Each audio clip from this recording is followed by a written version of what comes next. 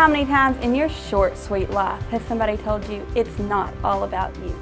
Well, here's something different, because this is about you and Washington, D.C. You might want to pay attention here, because this is not your average shuck and jive spiel. You see, right now, you have a chance to win an all-expense-paid trip to our nation's capital. You heard it right, we're talking free. No cost. Nada. Have we got your attention yet? Well, it's a good thing because this is the Youth Tour. And it's all about you. It's all about you. It's all about you. It's all about you. It's all about you. It's all about you. It's all about you. It's all about you. For over 40 years now, electric cooperatives from all over Texas have been sending people like us to Washington, D.C. on the Youth Tour. Look at the clothes these swingers wore and the dance moves. Wow! Hard to believe that Mom and Dad actually look like that, huh? For many people on the Youth Tour, this has been the experience of a lifetime. So now it's your turn. Wake up, tune in, and find out what it's like to be on the Youth Tour. Then do whatever it takes to get here next year, because this trip is a pedal to the metal, eat and run, non-stop, action-packed adventure. And it's all about you. When I first won this trip, I was kind of scared because I didn't know anybody. But then I found out I was going to be on a bus for 3 days. A bus? But hey, we're not talking about a yellow-bellied school bus. Oh no. We roll down the road in these giant luxury liners, play wonderful games to satisfy our competitive urges, and when there's nothing else to do, we sleep. Oh yeah, by the end of this trip, these people you have never met before turn out to be some of the best friends you'll ever have in your life. The Youth Tour is a national event. There are delegations there from 43 states. That's more than 1,500 kids from all across America. On Rural Youth Day, we all get together and learn about electric cooperatives, discuss issues that will affect our generation, and help the guy who lost his mojo a long time ago find it again. It was fun, even if we did learn something. Mount Vernon is the plantation George Washington called home. He loved this place with a passion that is unrivaled in American history. As you walk through the house, you can just imagine what life must have been like for him. It just does something to you as you run your hand over the banister and realize that the father of our country touched the exact same wood. One thing we do regularly on the Youth Tour is eat. And all the places we go have great food from all over the world. Everything from a barbecue sandwich with coleslaw on it to sushi can be had. Personally, I like to stick with the 4 basic food groups. You know, hamburgers, pizza, ice cream, and French fries. Health food is always the best. Standing on the steps of the Capitol is an overpowering experience. You've seen this place in books, magazines, and on TV, but nothing compares to being here in person.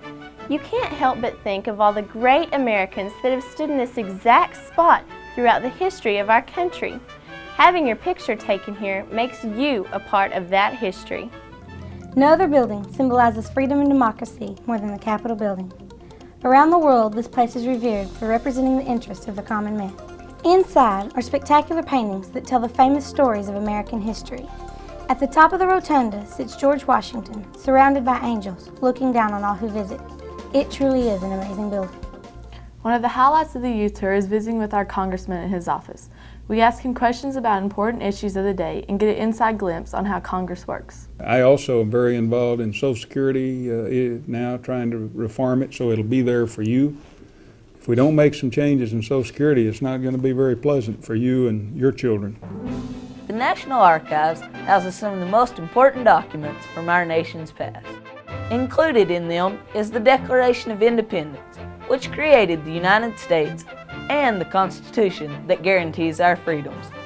Visiting this place reminds you what a privilege it is to be an American and the responsibility we have to pass these freedoms on to future generations.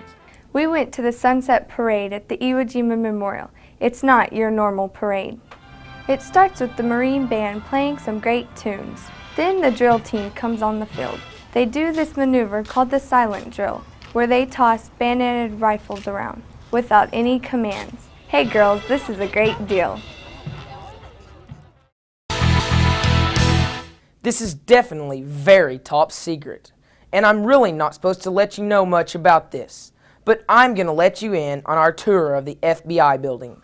We got to see state-of-the-art forensic laboratories, learn about some of history's most notorious criminals, and see a live firearms demonstration. They even gave us a target when they were through. I would like to tell you more, but if I did, I'd have to shoot you.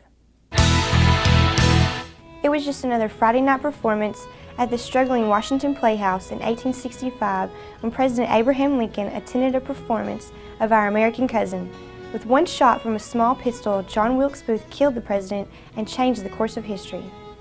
The presidential box is still the same today as it was on that fateful night. Downstairs is a museum that houses the coat the president was wearing and the gun Booth used to kill him.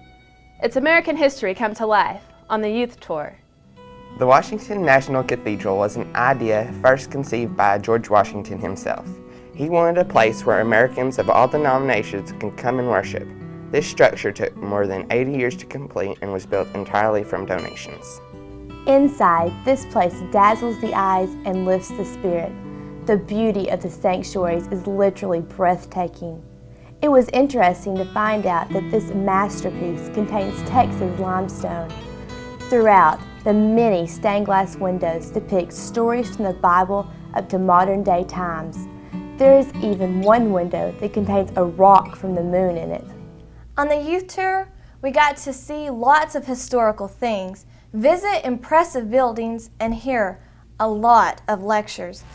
But we also got a chance to let our hair down and get jiggy with it. At the All-States dinner and dance, we got to shake and shout. And we rocked the house until they made us leave. Of course, the Texans had to show them how to do it. It's an ornate building that has been across the street from the Capitol for more than 100 years. The Library of Congress is one of the most beautiful structures in the city. At the time of its construction, it was the most expensive building in the world, and when you tour it, you understand why. Inside the ceilings, paintings and polished marble impress even the most jaded eye.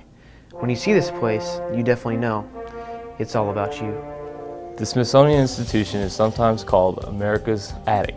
It is located on the Mall in Washington, D.C., and each year it attracts more visitors than any other museum complex in the world. Ever since mankind first looked into the sky, he has dreamed of flying. In fact, the Air and Space Museum is the most visited museum in the world. Starting with the very first flying contraption, the Wright Flyer. It was less than 100 years ago when this machine first carried mankind into the sky. Also housed here is the Spirit of St. Louis, the first plane to cross the Atlantic Ocean in 1927.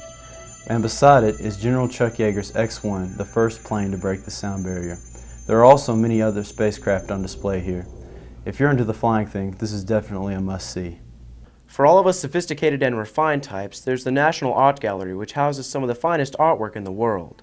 The aura that surrounds one while visiting is a swirling kaleidoscope of color and form that visually excites the eyes and stimulates the mind. There's also some fabulous sculptures as well. A brand new addition to the Smithsonian is the Sculpture Garden that houses works of modern sculpture. Some of it is pretty far out there, and some of it is really neat geometric designs. Then there's this dimensional house that changes perspective as you walk by it. You have to rub your eyes because you know the piece is playing mind games with you. You know, America is a relatively young country when you think about it, but the contributions we've made toward modern life is astounding.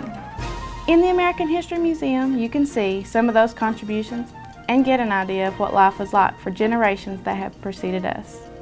For some of us, visiting the Smithsonian was worth everything we had to do to come on this trip, which wasn't much when you think about all the neat stuff we got to do.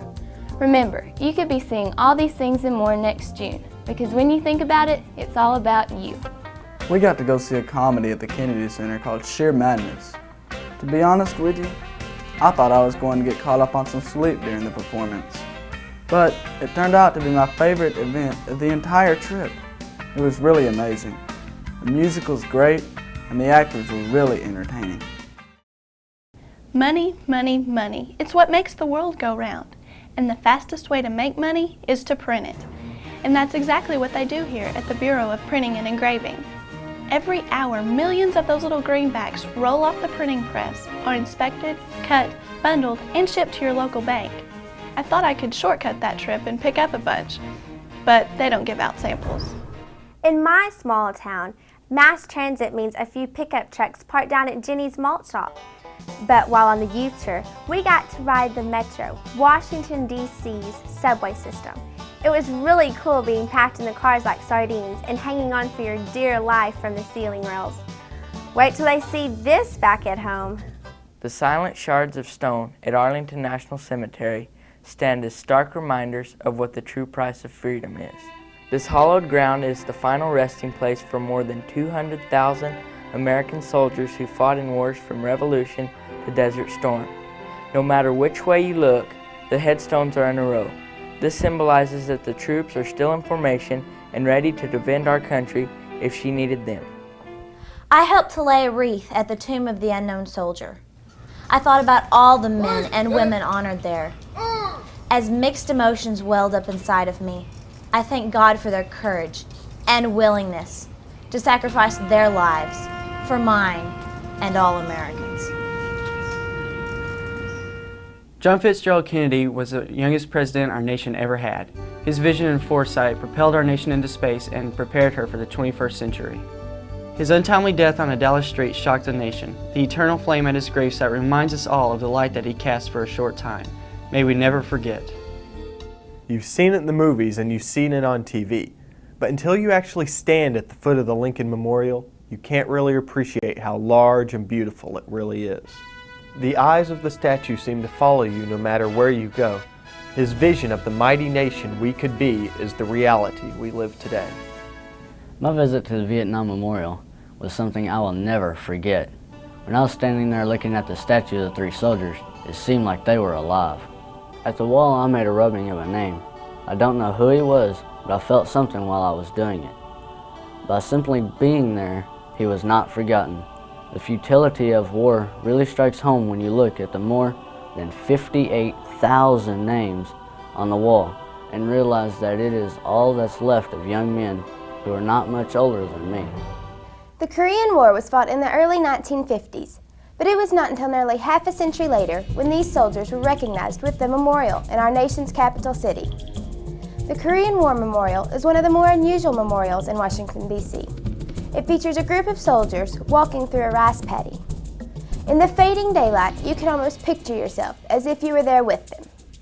The Jefferson Memorial sits on the banks of what is known as the Tidal Basin. It was built to honor the man who wrote the Declaration of Independence and was the third president of the United States. The 40-foot bronze statue stands looking across the city at the White House, as if to let those who live there know that the giants of the past are still watching. When I looked at this statue, it made me think of how fortunate this country has always been to have outstanding people when they were needed.